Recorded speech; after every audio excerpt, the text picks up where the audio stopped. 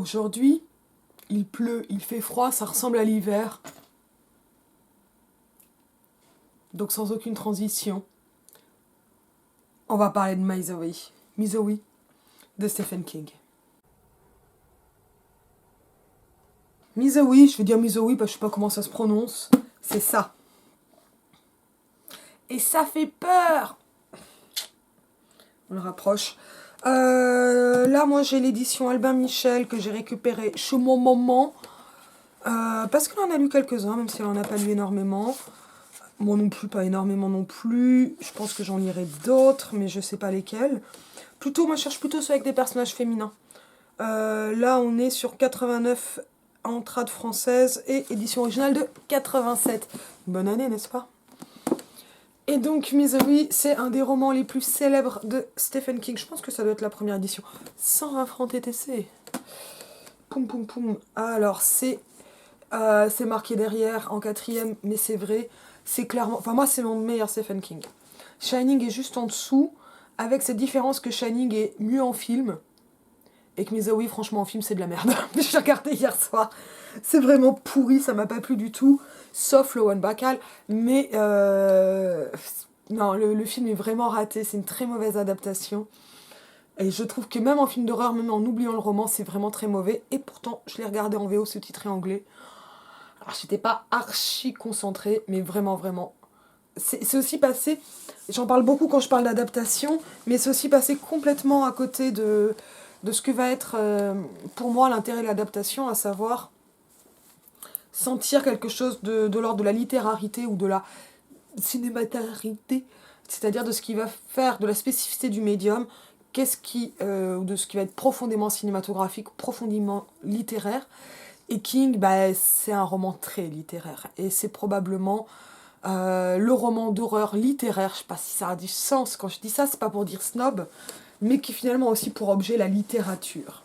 Et ça, c'est vraiment intéressant, et c'est évidemment de ce point-là que je vais parler.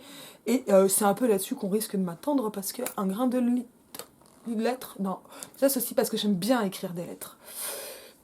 Tant que j'en ai pas écrit, on va s'y remettre. Tout que j'arrive à réapprivoiser mon nouveau stylo, qui remplace celui que j'ai perdu à Oxford, dans une peine incroyable, mais c'est comme ça. De toute façon, il y a eu bien des peines et bien des pleurs. Ce ne sont pas les stylos qui comptent, mes enfants. Alors ça raconte quoi? Ça raconte l'histoire de Paul Sheldon, qui n'est donc pas un personnage de Big Bang Theory. Son nom disait quelque chose, mais non, c'est vraiment le nom de ce personnage. Et Paul Sheldon, il a une particularité, il est écrivain. Alors, comment... Tiens, je sais même plus quoi... Ah, je l'ai lu en moins de 24 heures, hein. Il m'a fait moins... Alors, sur 2 journées et une nuit, mais je l'ai vraiment lu super, super vite. Ouais. Donc, ça commence avec le réveil, et puis après, on va avoir donc, des retours. Et ça, c'est vraiment intéressant, parce que ça permet de voir, et là, le roman se trompe vraiment, ce roman est un huis clos. Alors ça, c'est vraiment très Stephen King, c'est aussi quelque chose qui fait... Alors bon, plein de choses qui sont très, très Stephen King, mais c'est aussi ce qu'il fait dans Shining. Shining est l'histoire d'un huis clos, même si ça commence un peu avant le huis clos, me semble-t-il de mémoire. C'est l'histoire de Jessie, que j'ai lu beaucoup trop jeune. Je me souviens d'avoir vu l'adaptation. Je sais pas si j'ai envie de relire Jessie. Je sais qu'il y a une espèce de trilogie féminine, et ça m'intéresse assez de voir ce qu'il en fait. Moi, concrètement, je suis pas fanatique des thrillers comme ça ou des romans d'horreur avec des éléments surnaturels. Parce qu'en général, ce qui me plaît dans la peur, c'est quand la peur, elle semble être toute proche. Alors, je garde un souvenir très, très inquiet de ça. J'ai pas vu les films. Parce que, alors, à la première époque où je lisais Stephen King, c'était vers 9-10 ans. Ça, à l'âge des enfants, je crois que ça fait peur. C'est aussi l'âge où j'ai lu Misery, mais là, effectivement, je suis passée à côté. Parce que j'étais à côté de la littérature, mais pour ça, ça a vraiment marché. Et j'ai lu Jessie à cet âge-là, ce qui est probablement une des raisons aussi de la peur dans laquelle j'ai grandi du viol, mais enfin, si c'était la seule, ça se saurait. Ou la seule raison. Donc, en tout cas, enfin, parce qu'on vit dans une société qui est imprégnée de culture du viol, mais c'est vraiment pas le sujet de ce roman. Mais c'est un roman que j'ai lu beaucoup trop tôt. Je vous rappelle, Jessie, c'est l'histoire de cette femme qui est attachée pour un jeu érotique avec son mari à un moment de panique, lui balance un coup de pied dans les couilles et le mec meurt d'un arrêt cardiaque et elle est ligotée. Donc c'est un peu inquiétant comme roman. Voilà. Et là, enfin voilà, on retrouve en commun avec Shining, moins avec Carrie. Carrie est un roman plus rapide, mais une attention accrue aux détails. C'est un roman à la première personne, je crois. Non, c'est un roman à la première personne. Non, c'est un roman à la troisième personne, mais avec une focalisation interne, focalisée, concentrée sur le personnage de Paul Sheldon, l'écrivain. Bon, si on retrace la chronologie qu'on restitue très rapidement au début du roman, même si, en fait, donc, Paul Sheldon se réveille dans des vagues de douleur, la métaphore de la vague revient beaucoup, complètement abandonnée par le film. À mon avis, très dur à adapter de façon non kitsch, mais en fait, le gros problème du film, pour moi, c'est que toute cette attention aux détails, et notamment aux détails de la douleur, et de est-ce que je vais pouvoir bouger, etc., il y a quelque chose chez King qui est très Beckett sur la description, ou plutôt la restitution détaillée, parce que ça n'est pas la même chose, le fait qu'il y ait des détails ou des descriptions, la restitution détaillée de l'entrave, de l'empêchement, euh, et, euh, et en fait, d'une certaine façon, de la claustration. C'est-à-dire qu'on a souvent des huis clos avec des personnages qui vont être enfermés, séquestrés, attachés, mais donc en mode Houdini, hein, mais moins spectaculaire, parce qu'on va pas avoir la métamorphose, mais la lente tentative de libération. Et chez Stephen King, ça finit pas toujours bien, on se rappelle. Ou alors on sait pas ce que c'est le bien. Souvent ça finit, ça c'est sûr. Bon, on est sur du pavé, hein, mais on le sait, ça se lit bien, ça se lit facilement. Là, moi j'ai près de 400 pages, hein, 391, 12 dans mon édition. Tout Stephen King est réédité en poche, au moins progressivement pour les derniers. Moi, je suis pas du tout quelqu'un qui aura lu tout King, hein, c'est pas le principe. En gros, en ce moment, je lis des Queen et King. Allez, ça c'était pour la blague. Encore une blague débile, c'est sponsorisé un grain de lettres. Alors, donc, Paul Sheldon se réveille dans un lit de douleur. Il entend, donc, il se réveille sur ce qu'on appelle un accident respiratoire. Quelqu'un lui fait du bouche à bouche et c'est absolument dégoûtant. Il se rendort et il se réveille et il va petit à petit comprendre en dialoguant avec cette personne qu'il a eu un accident de voiture très grave, donc je crois qu'on est dans le Colorado, qu'il a été sauvé par donc, une femme qui s'appelle Annie Wickle et qui est infirmière, qui s'occupe de lui, mais ça va pas le faire. Et je spoil vraiment pas en disant ça. Annie, le livre est quand même ancien et largement connu. Annie Wickle en fait va le séquestrer, le rendre accro au Novril, donc il y a un médicament qui n'existe pas, mais bon, qui permet de parler de cette dépendance. Donc c'est un antalgique, hein, c'est un antidouleur. Bon, puis d'abord, les douleurs sont absolument intenables, il n'a plus vraiment de jambes, enfin c'est absolument terrible. Et il est complètement soumis par les faits, dès son réveil, à Annie Wickle, qui est sa femme numéro 1. Et il se trouve que Paul Sheldon est un auteur à succès d'une saga romanesque. Et quand je dis romanesque, ça veut dire aussi un peu sentimental, un peu kitschouille. C'est plus compliqué que ça le romanesque, hein, mais on simplifie, qui s'appelle Misery. Et Misery, c'est le titre du livre, et en même temps Misery, bien sûr, ça veut aussi dire misère. Je sais pas si en anglais, Misery désigne aussi la plante que l'on appelle la misère, et qui pousse à peu près n'importe où et dans les conditions les plus difficiles, mais je trouve que c'est assez intéressant. Et c'est une plante qui survit. Annie Wickle est fanatique de Misery, elle a reconnu Paul Sheldon, elle est très heureuse de l'avoir récupéré, plutôt aux petits soins, mais Annie Wickle n'est pas quelqu'un de très stable, et elle va de plus en plus mal. Alors, hop, par rapport au film, elle est trop bienveillante d'emblée, et l'angoisse est mal dosée dans le film. Vraiment, c'est un film que j'ai trouvé complètement raté. Bon, voilà, c'est dit. Mais parce que tout le travail enfin, toute la tâche de Paul Sheldon va être de guérir, mais de ne pas guérir trop vite pour ne pas fâcher Annie Wickle et essayer de se libérer, et ça va être très compliqué de se libérer. Il se trouve que Paul Sheldon a eu un accident parce que, il y a eu une tempête, et puis voilà, il a fait une fausse route, comme on dit. Mais il venait de finir un livre qui n'était pas un Misery et qu'Annie Wickle trouve dans ses affaires et qu'elle va lire.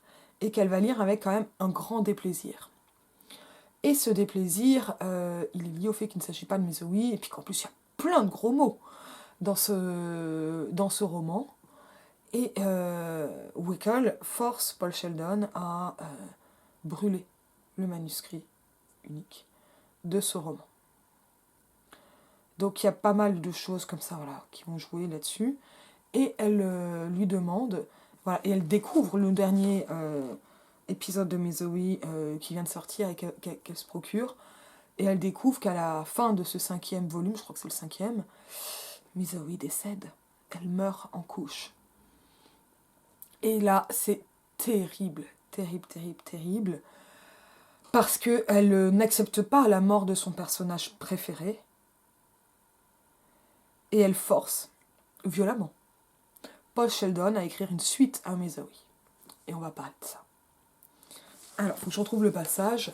Alors, parce que ce que je trouve incroyable, c'est que donc Sheldon va se trouver à écrire Misery, mais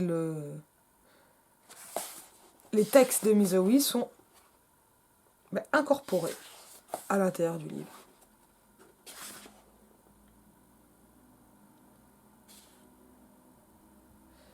Alors, est-ce que j'ai... Alors, avec plein d'éléments, donc elle lui achète une machine à écrire, mais elle est nulle, il manque les N. Hop là. Ah ben là, Misery, partie 2. Écrire n'engendre pas la misère, écrire naît de la misère. Et on est en plein dedans. Alors.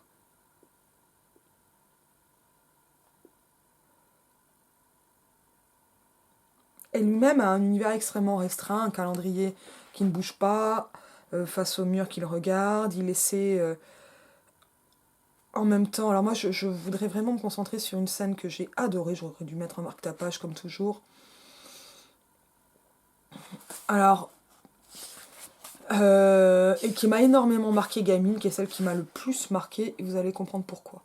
Alors s'entremêle à tout cela cette pensée que Paul Sheldon devient Scheherazade. Puisque, comme Scheherazade, il va falloir qu'il écrive pour ne pas mourir. Et donc on est vraiment dans un genre de littérature de l'extrême, hein, que j'ai déjà évoqué à plusieurs reprises sur la chaîne, même si je connais pas grand-chose. Alors avec quelque chose qui arrive assez tard d'ailleurs dans le roman, hop, je vais le dire tout de suite parce que ça me vient, là on le voit pas très bien, c'est-à-dire qu'il finit, alors c'est pas tout de suite, mais et justement j'ai trouvé que c'était plus subtil que dans Shining, mais c'est quelque chose qu'on trouve dans plein de Stephen King, c'est assez récurrent, des passages en italique qui sont comme les espèces de pensées intempestives, fugaces, et souvent plus fortes, cyniques, qui vont... Novril, c'est ça. Qui vont envahir parfois le narrateur ou être comme une pensée, comment on dit, parasite.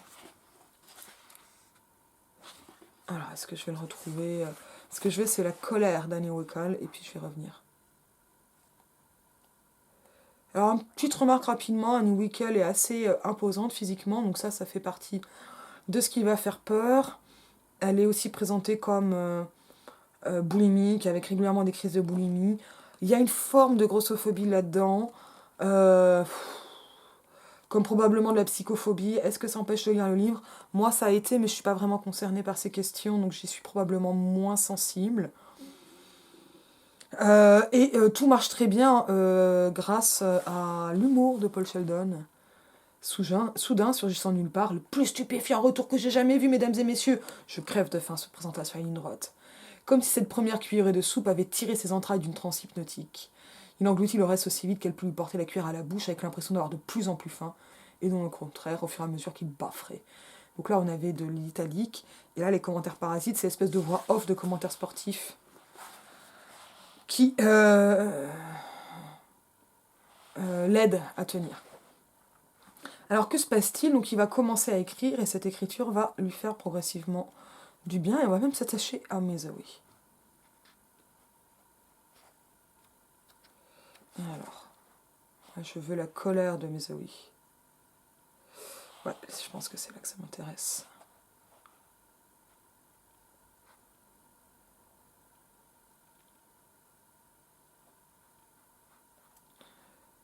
Ouais, j'y arrive. En fait, j'y étais, mais je ne l'avais pas reconnu. Enfin, j'y étais, mais pas au début. Voilà. Alors, ça va être un peu long. Mais ça va me... Pour moi, c'est vraiment un passage extrêmement central dans le bouquin. Et avec des choses vraiment intéressantes. Alors, il lui faut... En fait, Paul Sheldon est soumis à un ensemble de contraintes. Et ces contraintes... Ces contraintes concrètes... C'est tellement difficile à dire. Oh, que la langue. Vont se réaliser, en fait, dans des contraintes, finalement, stylistiques. C'est-à-dire que... Bon, bah lui, il est entravé, il est devenu handicapé, il est en très mauvaise santé physique, il commence à être dépendant en ovril, et il est séquestré par une femme qui, clairement, n'est mentalement pas stable, et qui est en plus capable de cruauté. Et donc il va se rendre compte assez rapidement qu'en fait c'est une tueuse en série, qui a été soupçonnée, mais qui n'a pas pu être attrapée. Autant dire que ça pue. Et que là, c'est un peu ce qu'on appelle une contrainte existentielle.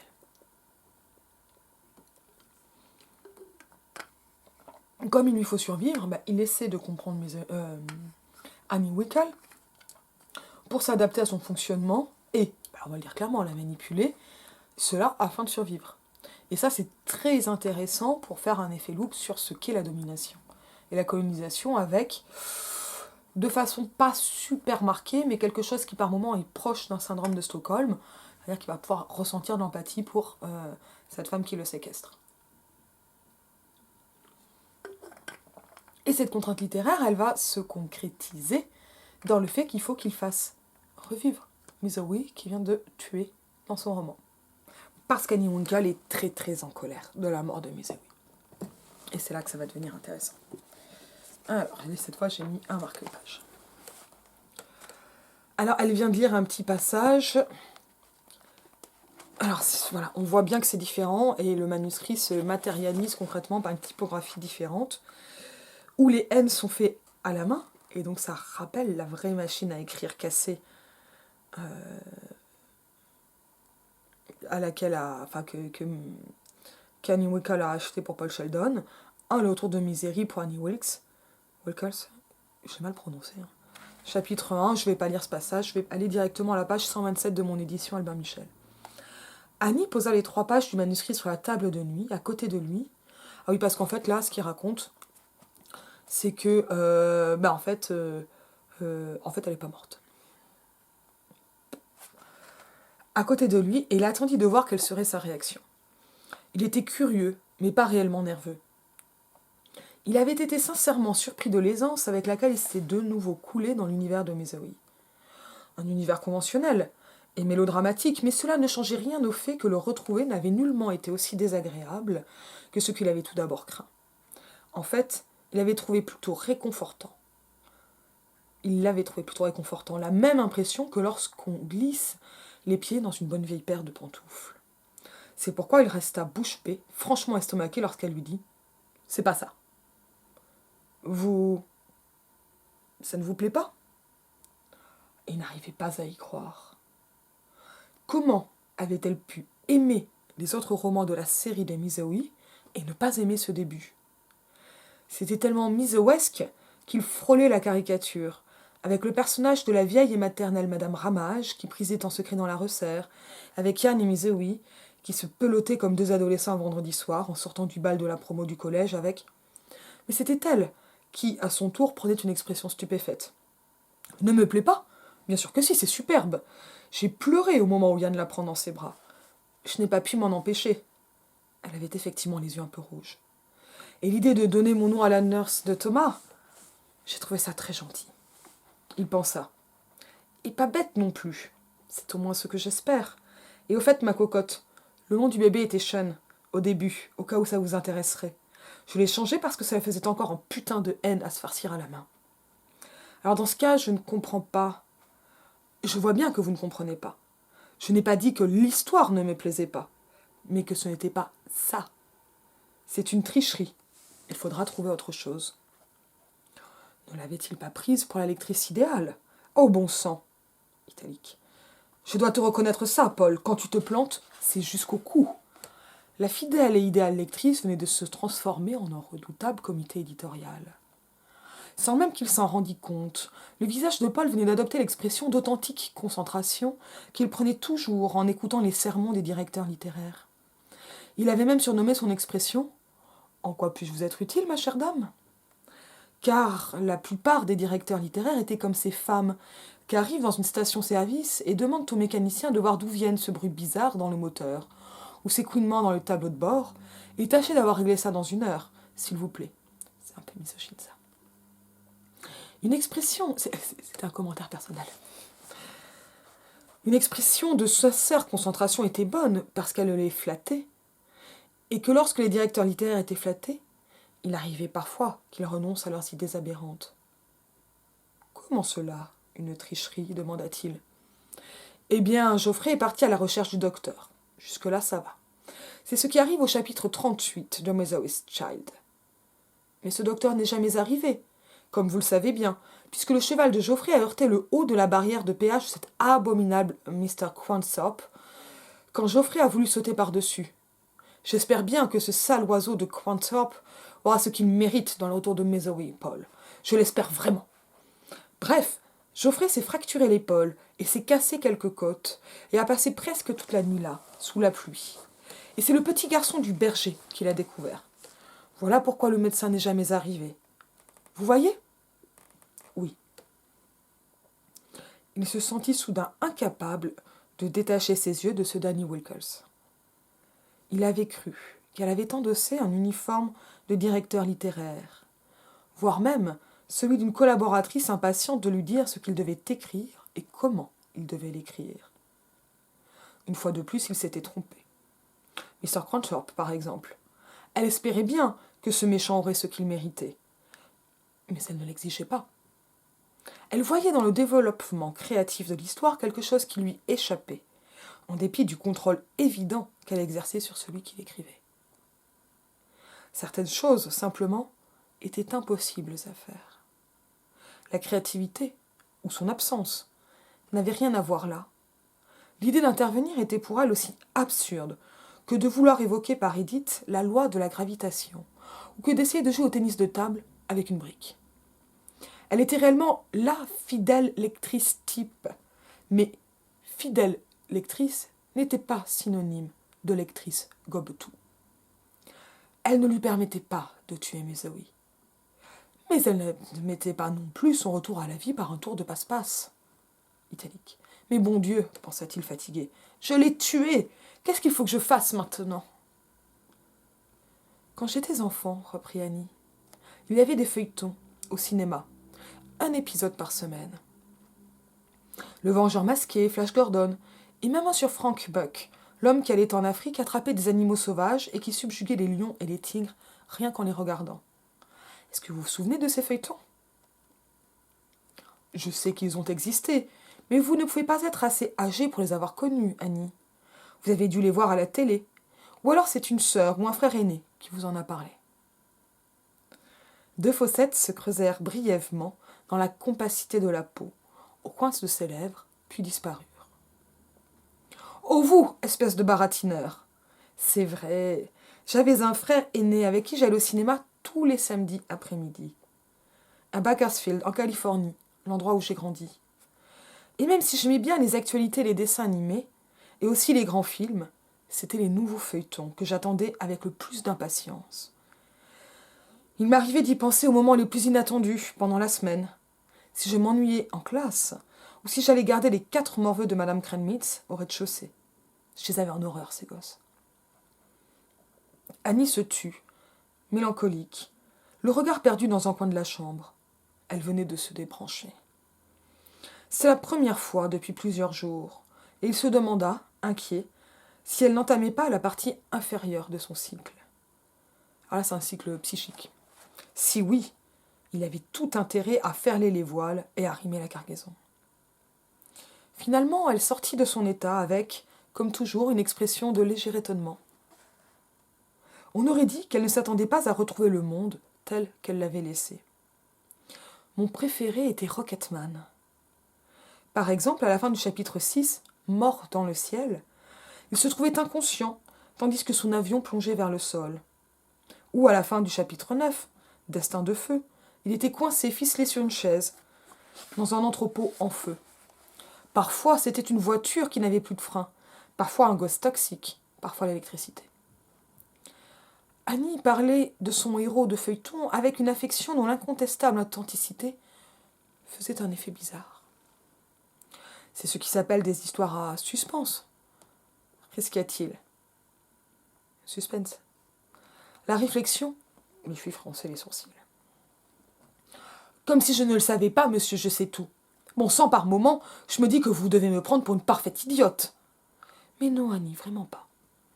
Elle eut un geste impatient de la main, et il comprit qu'il serait plus prudent, du moins pour aujourd'hui, de ne pas l'interrompre. Ce qu'il y avait d'amusant, c'était d'essayer de deviner comment il allait s'en sortir à chaque fois. Parfois j'y arrivais, parfois non. Mais ce n'était pas l'essentiel.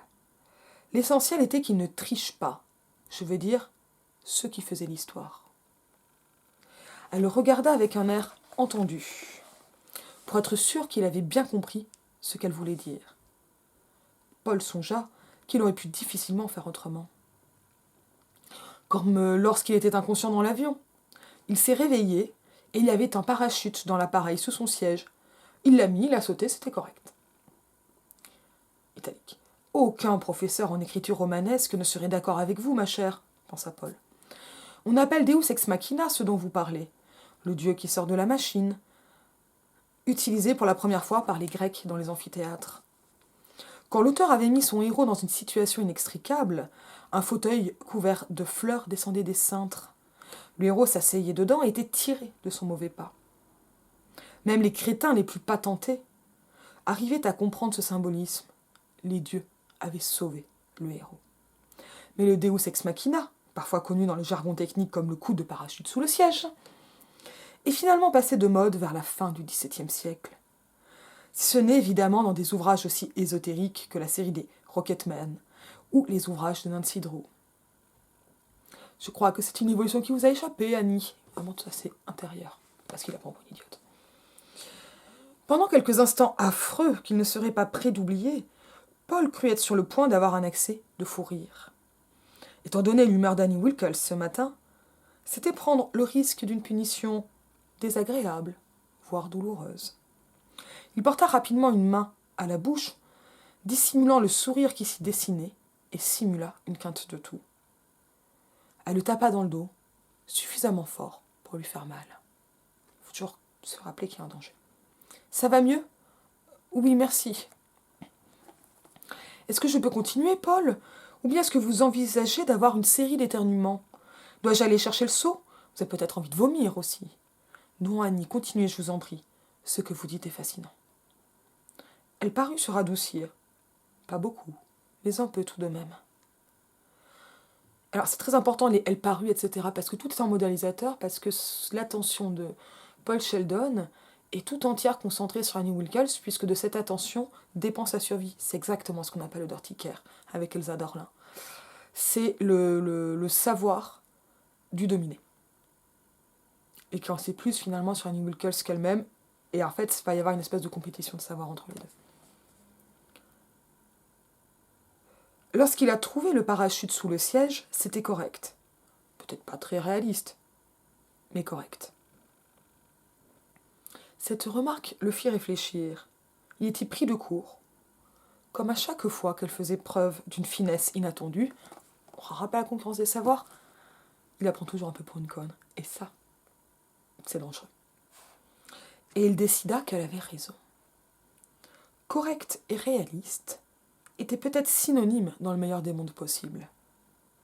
Mais ce n'était sûrement pas ce monde-ci. Mais prenons un autre épisode, reprit-elle. C'est exactement ce qui est allé de travers dans ce que vous avez écrit hier, Paul. Alors, écoutez-moi bien. Je suis tout ouïe. Elle le jugea attentivement pour voir s'il ne plaisantait pas. Sa figure pâle avait une expression sérieuse, tout à fait celle d'un étudiant consciencieux. Son envie de rire avait disparu. Quand il s'était rendu compte que Annie comprenait peut-être fort bien le principe du Deus ex machina, même si elle n'en connaissait pas le nom. Parfait, dit-elle. Là, c'était une histoire de voiture sans frein. Les méchants avaient mis Rocketman, sauf qu'ils ne savaient pas que c'était lui, dans une voiture sans aucun frein. Ils avaient soudé toutes les portes et ensuite ils avaient lancé la voiture sur une route de montagne pleine de virages. J'étais presque debout sur mon siège ce jour-là, je vous jure. Pour l'instant, elle était assise sur le lit de Paul, tandis que celui-ci était installé dans le fauteuil roulant de l'autre côté de la pièce. Son expédition dans la salle de bain et le salon datait de 5 jours maintenant, et il avait récupéré beaucoup plus vite qu'il ne l'aurait cru. Et ça, c'est une excursion qu'il a faite seule, sans qu'elle le sache et en cachette en crochetant la porte. Le seul fait de ne pas s'être fait prendre, semblait-il, avait un merveilleux effet roboratif. D'un air vague, elle regarda le calendrier sur lequel le garçonnet, souriant, glissait avec sa luge dans un éternel mois de février. Donc voilà notre pauvre Rocketman, prisonnier de cette voiture, sans ses fusées ni même son casque spécial avec son viseur spécial, en train de la piloter tout en essayant de l'arrêter d'ouvrir la portière. Tout cela en même temps. Plus affairé qu'un manchot qui pose du papier peint tout seul, on peut le dire. Et ça, c'est une expression qui va revenir souvent chez Annie Wickles. Oui, Paul arriva soudain à se représenter la scène, et il comprenait de façon instinctive qu'aussi absurdement mélodramatique qu'elle fût, que son suspense n'en était pas moins réel. Le paysage, incliné selon un angle vertigineux, défilait à toute vitesse. Gros plan sur la pédale de frein, qui s'enfonce sans résistance jusqu'au plancher, lorsque le pied de l'homme, il voyait très bien la chaussure, un modèle à bout ouvert des années 40, pèse dessus. Plan cut sur son épaule, avec laquelle il cogne la porte. Plan cut sur l'extérieur du véhicule, où l'on voit la soudure irrégulière qui scelle la portière. Pour être stupide, c'était stupide. Rien de littéraire là-dedans. Mais on pouvait en tirer quelque chose, provoquer l'accélération du pouls des spectateurs. Ce n'était pas la grande fine champagne, mais l'équivalent romanesque d'un torboyau sorti d'un alambic clandestin. On voit alors que la route s'arrête brusquement, abruptement au bord de la falaise, poursuivit-elle, et tout le monde dans le cinéma savait que si Rocketman n'arrivait pas à sortir avant de la voiture, il était fichu. Oh bon sang, il était toujours prisonnier, à essayer de freiner et de forcer la porte, lorsque tout d'un coup, il s'envole. La voiture bondit en l'air et commence à retomber. À mi-chemin, elle heurte la falaise, prend feu et finalement s'enfonce dans l'océan. Là-dessus arrive le message « À suivre, la semaine prochaine, chapitre 11, le vol du dragon ». Il fait que ce soit un accident de voiture, comme Paul Sheldon en a vécu un, mise en abîme. Assise sur le bord du lit, se serrant vigoureusement les mains, elle respirait plus fort, son opulente poitrine se soulevant et retombant à un rythme accéléré. « Eh bien, fit-elle sans le regarder, les yeux toujours fixés sur le mur. Après ça, c'est à peine si j'ai vu le film. Pendant toute la semaine qui suivit, je n'arrêtais pas de penser à Rocketman. Pas une fois de temps en temps, non, tout le temps. Comment avait-il pu s'en sortir ? Je n'arrivais pas à en avoir la moindre idée. Le samedi suivant, j'étais devant le cinéma à midi, alors que la caisse n'ouvrait pas avant 1h15 et que le film ne commençait qu'à 2h. Mais Paul, vous ne devinerez jamais ce qui est arrivé. Paul ne répondit rien, mais il avait son idée. Il comprenait maintenant comment elle avait pu aimer ce qu'il avait écrit, tout en trouvant que ce n'était pas correct, que ça sonnait faux. Et le dire non point en employant le langage sophistiqué et parfois discutable d'un directeur littéraire, mais avec la conviction sans phare et impossible à déraciner du lecteur fidèle. Il comprit donc et, à sa grande stupéfaction, eut honte de lui. Elle avait raison, il avait écrit un truc bidon. Le nouvel épisode commençait toujours en reprenant la fin du précédent. On le voyait foncer sur la pente, on voyait la falaise, on le voyait qui cognait contre la porte, essayer de l'ouvrir. Puis, juste avant que la voiture ne s'envole par-dessus la falaise, la porte s'ouvrait d'un seul coup et il sautait sur la route. La voiture continuait dans le vide et tous les gamins hurlaient de joie dans la salle parce que Rocketman s'en était tiré. Mais moi, j'étais loin de crier et de joie, Paul, je vous assure. J'étais furieuse et je me suis mise à protester aussi fort que les autres. Ce n'est pas ce qui est arrivé la semaine dernière. Ce n'est pas ce qui est arrivé la semaine dernière. Annie bondit sur ses pieds et commença à aller et venir d'un pas vif dans la chambre, tête baissée, ses cheveux frisottés lui retombant sur les yeux. Frappant du poing dans la paume de son autre main à coups réguliers, des étincelles dans les yeux. Mon frère a essayé de me faire taire. Comme il n'y arrivait pas, il a voulu me mettre la main devant la bouche et moi je l'ai mordu et je recommençais à crier. Ce n'est pas ce qui est arrivé la semaine dernière. Êtes-vous idiot ? Est-ce que vous ne vous en souvenez pas ? Vous êtes tous devenus amnésiques ou quoi ? Et mon frère disait, tu es cinglée, Annie. Mais je savais que ce n'était pas vrai. Alors le gérant est intervenu et a dit que si je ne me taisais pas, il allait me demander de quitter la salle. Et moi, je lui ai répondu, et comment que je vais la quitter ? Parce que ce n'est que de la triche, c'est dégoûtant, et ce n'est pas ce qui s'est passé la semaine dernière. Elle regarda et Paul lut, sans erreur possible, le meurtre dans ses yeux. Il n'est pas sorti de sa voiture, biscornouille.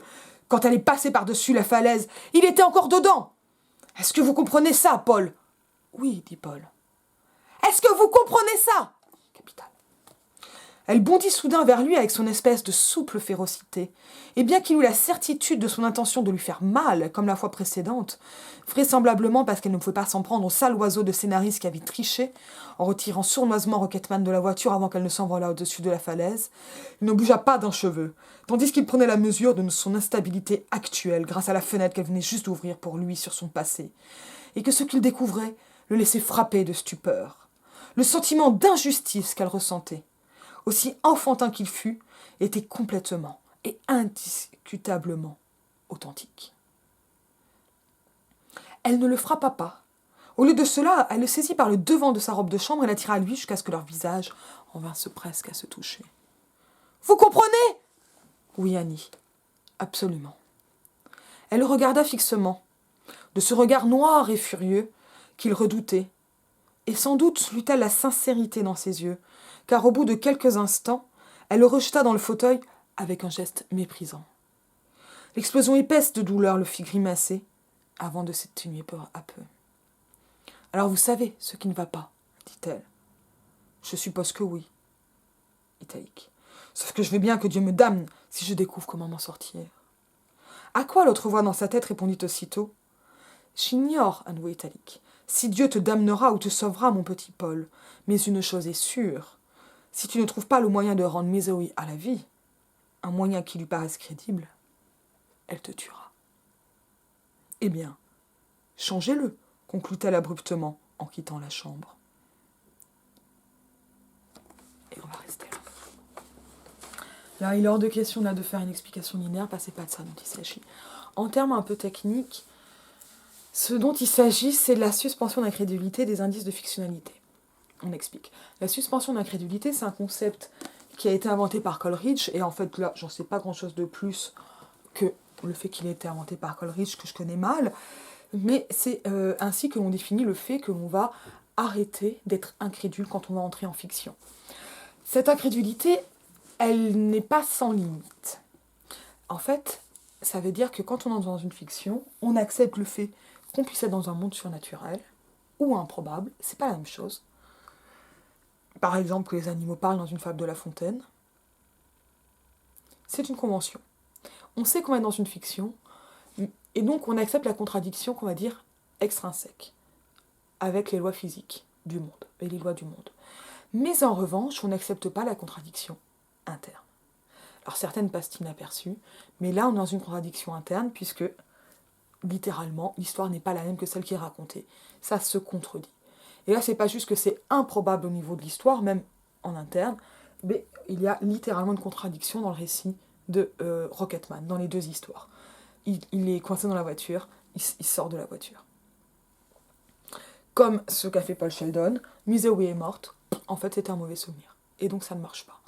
Et c'est ce qui fait que Paul Sheldon va devoir trouver un subterfuge pour expliquer qu'en fait, Zoe, toute morte qu'elle était, n'était pas morte, et la faire revenir à la vie. Et là, on va avoir après tout un déroulement romanesque autour du personnage de Zoe qui va être incarné à l'intérieur du roman.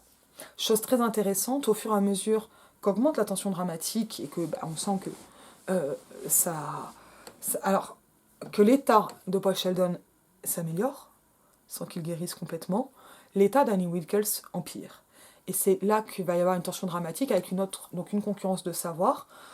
Sheldon commence à faire des choses qu'Annie ne sait pas, mais en fait elle le sait, mais il ne le sait pas.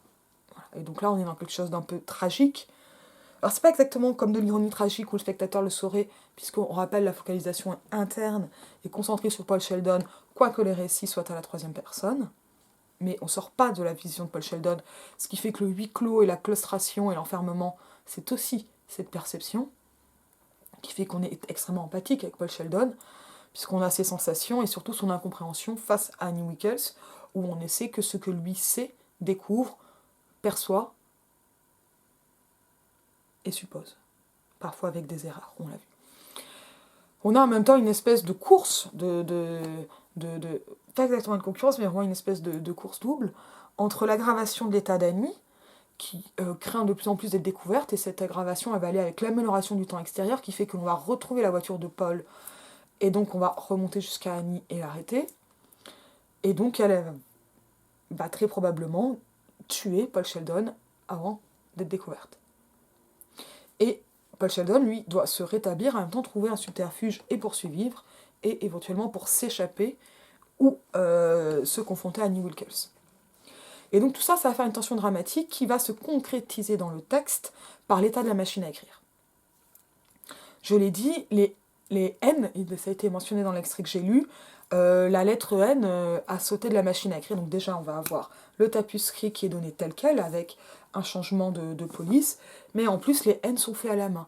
Ce qui donne presque l'impression d'un found footage. Alors le found footage, dans ce cas-là, il n'est pas le texte que l'on lit, à savoir le roman, encore que on voit qu'il est demandé à la fin à Paul Sheldon de raconter ce qui lui est arrivé, mais il va le refuser, parce qu'il ne veut pas écrire de la non-fiction, et nous, on est en train de lire ce texte.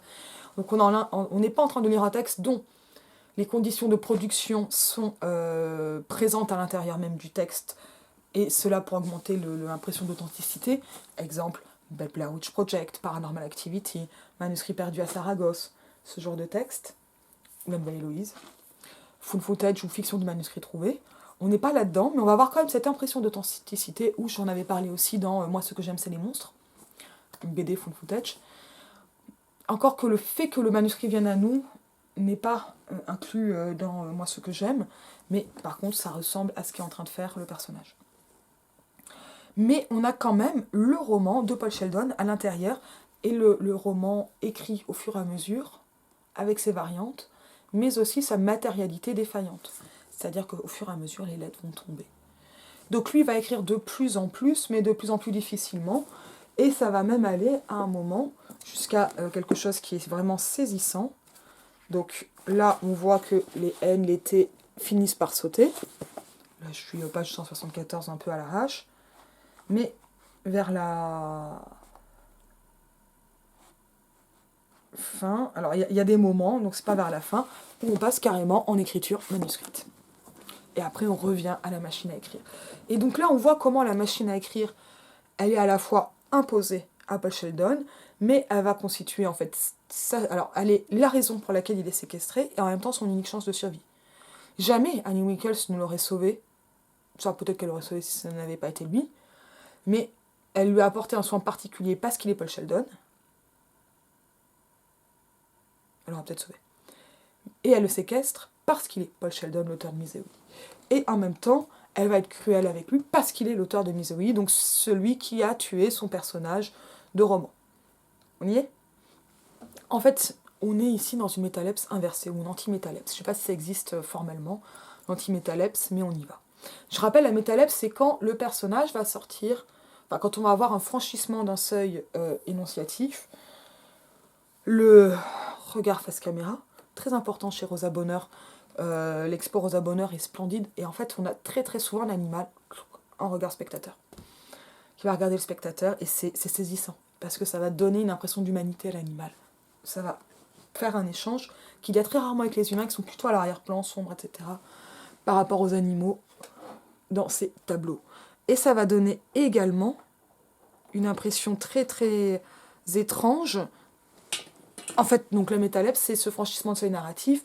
L'exemple le plus connu, c'est celui de La Rose pourpre du Caire, de Woody Allen, film dans lequel donc on a un genre d'Annie Wickles, une jeune femme très romanesque qui aime les films feuilletons et surtout voilà, les grands romans d'amour à la télé. On est en pleine Grande Dépression.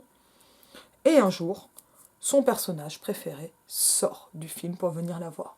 Sauf qu'il a de l'argent de fiction, le film s'arrête, etc. Donc c'est ça que va représenter Woody Allen. Et Woody Allen aime bien ça, il a fait aussi ce genre de délire sur Emma Bovary, enfin. Voilà, jouer sur ces seuils narratifs. La métalepse, ça c'est la métalepse la plus emblématique. Le regard face caméra, ça fait métalepse. Enfin, on a pas mal de choses comme ça. Et la métalepse peut très souvent se croiser avec la mise en abîme. Bon, ce qu'on a quand même un peu ici. Puisque il s'agit de faire survivre Mesaoui et ainsi de permettre à Paul Sheldon de survivre. Ici, on a une anti-métalepse, parce que finalement, ce n'est pas la fiction qui sort dans le réel, c'est le réel qui va œuvrer sur la fiction et changer le cours de la fiction. Ce qui est évidemment réaliste. C'est possible de séquestrer un écrivain. Faites pas ça. Vraiment, faites pas ça. C'est pas sympa. Puis après, on fait des films sur vous et tout, et puis c'est... Waouh, c'est pas ouf. Faut vraiment pas faire ce genre de choses. Mais littéralement, c'est ça qui est intéressant. Et ça va devenir terrifiant parce que... En fait, le combat de Paul Sheldon, il va être d'entrer dans cette anti-métalepse pour, par métalepse, finalement survivre et revenir au réel grâce à la fiction et à l'écriture. Et donc, on est vraiment dans un processus de Scheherazade. Hein. Il faut tenir son lecteur ou son auditeur en haleine, sinon, tête coupée.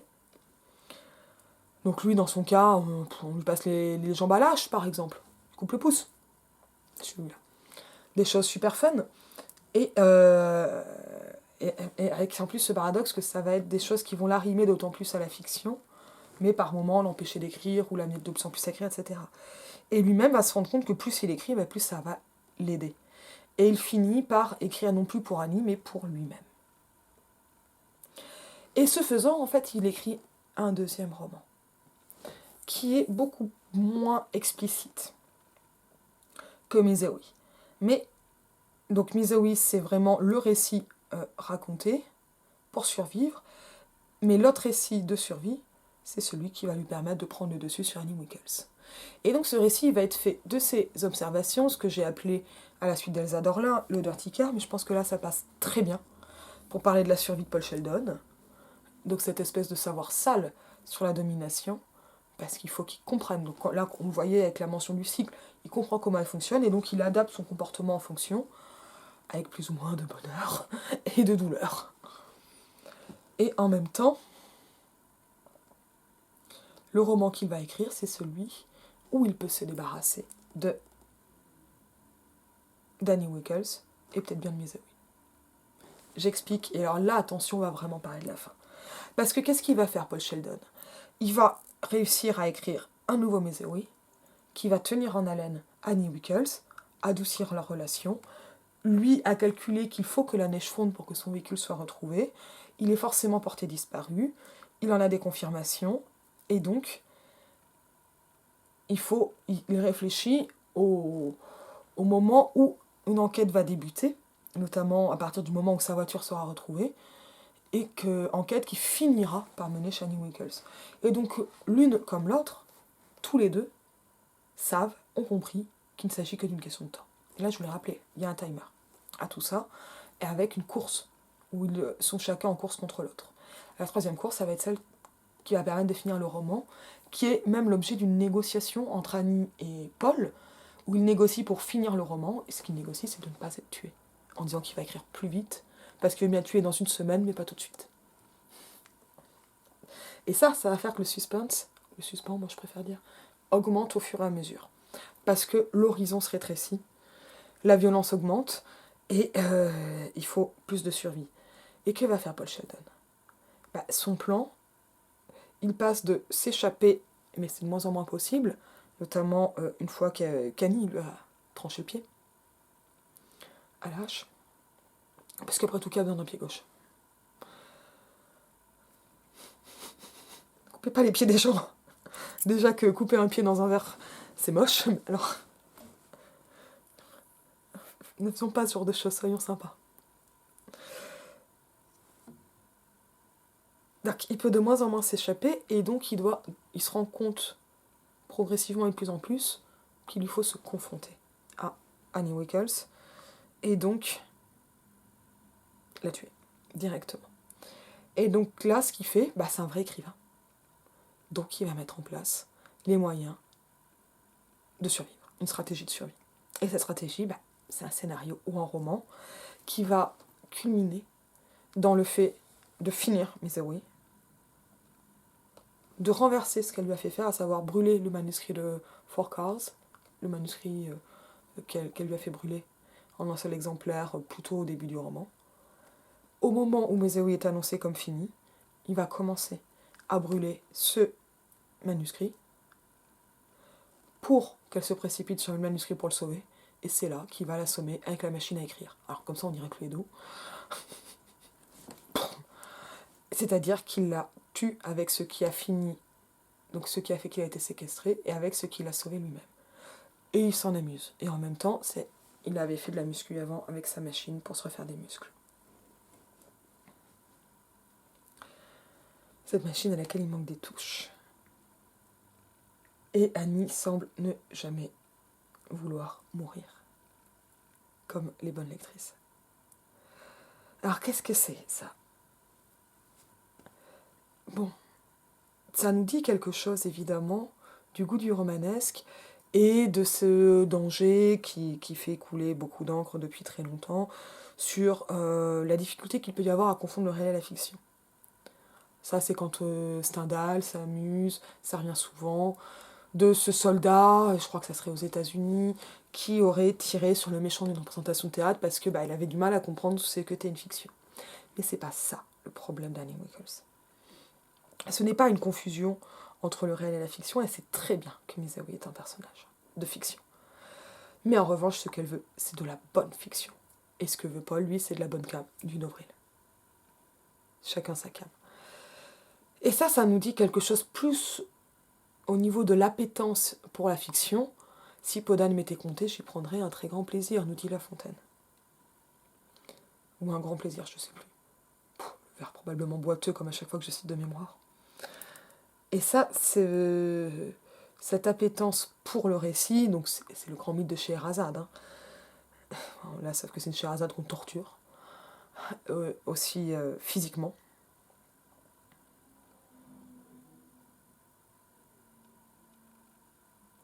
Il parle bien sûr des pouvoirs de la littérature. Finalement, c'est comme si Misery avait été la seule chose capable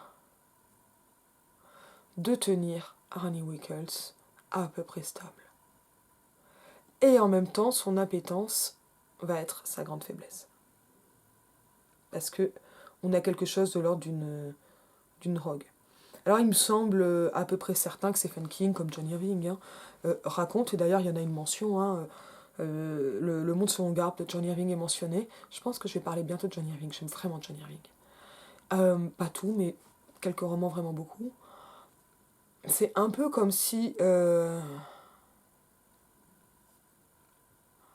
il exorcisait ses craintes, et ici ses craintes d'écrivain. Mais la crainte d'écrivain ici, elle n'est pas seulement dans la lectrice idéale, qui va toujours en demander plus et être pas seulement une autorité, mais un bourreau ou une bourrelle. Mais également, mais en plus, mais encore, à l'esprit du lecteur. Et en fait, un des modes de survie de Paul Sheldon, c'est qu'il écrit pour lui-même. Mais encore, je suis en train de perdre ma phrase. Donc, c'est quelqu'un qui va être très exigeant, en vouloir toujours plus, en demander plus, qui va poursuivre, même après sa mort, Paul Sheldon, en rêve, en hallucination, en crainte, mais qui risque aussi de construire un genre de prison mentale. Et il y a quelque chose de l'ordre d'une lueur d'espoir, aussi clichéique que cela puisse paraître, qui est très proche finalement d'un espoir qui est très renanien, d'Ernest Renan, à savoir que pour Renan, même sous le régime politique le plus coercitif et le moins libre, il sera toujours possible de lire de travers et de faire des erreurs, et on ne peut pas empêcher les gens de lire mal, et c'est là que va résider leur liberté, la subversion et les hérésies. Et finalement, c'est ça que nous représente Stephen King, mais au niveau de l'écriture.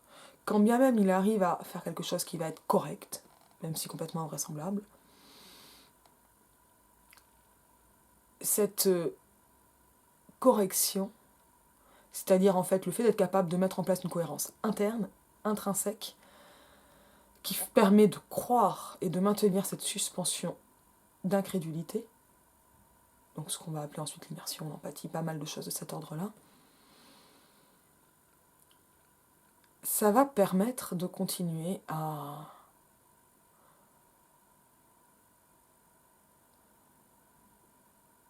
tenir le lecteur, mais en ramenant le lecteur à sa place. C'est-à-dire que le lecteur ne peut jamais être le créateur. Annie Wilkes le sait, Annie Wilkes finit par mourir. Et Paul Sheldon finit par réécrire. Beaucoup. Il le dit à la fin du roman à son agente, je parlerai de Bacall dans le film, que finalement, c'est écrire qui lui a permis de tenir. Et une écriture à contrainte qui l'a ramené à l'écriture. Est-ce que là je suis en train de dire qu'il faut absolument faire des ateliers d'écriture et des résidences d'auteurs qui vont jouer sur un inconfort assez extrême? Bien sûr que non.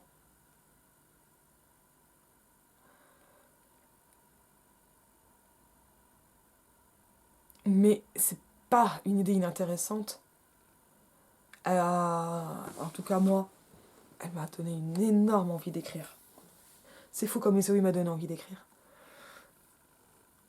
Mais c'est pas, me semble-t-il, non plus insignifiant qu'alors que Salman Rushdie a été